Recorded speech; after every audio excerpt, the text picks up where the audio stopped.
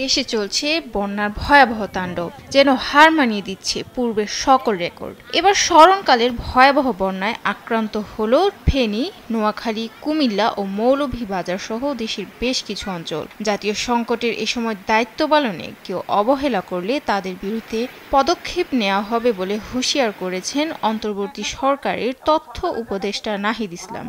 এছাড়া অনতিবিলম্বে সরকারি বেসরকারি সব বোট দেশের বন্যা দুর্গত এলাকায় নিয়োজিত করার আহ্বান জানিয়েছেন তিনি। বৃহস্পতিবার সকালে বাংলাদেশ অভ্যন্তরীণ নৌ পরিবহন কর্তৃপক্ষের কার্যালয়ে উপস্থিত হয়ে তিনি এ আহ্বান জানান। 250-টিরও বেশি ডিজাইন অপশন নিয়ে ওয়ালটন স্মার্ট ফ্রিজ, বোঝে আপনার প্রয়োজন।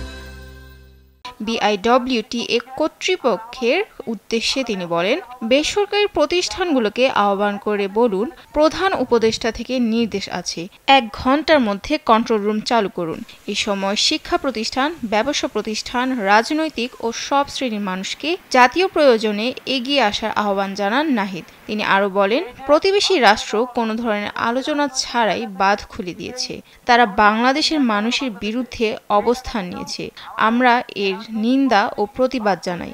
বাংলাদেশের বিপক্ষে যদি কোনো রাষ্ট্র দাঁড়ায়, তাহলে আমাদের ছাত্র জনতা তা রুখে দেবে। এবং আমরা আহ্বান জানাবো, যদি বাংলাদেশের জনগণের বিপক্ষে কোনো রাষ্ট্র দাঁড়ায়, তাহলে বাংলাদেশের জনগণও কিন্তু তার জবাব দিবে।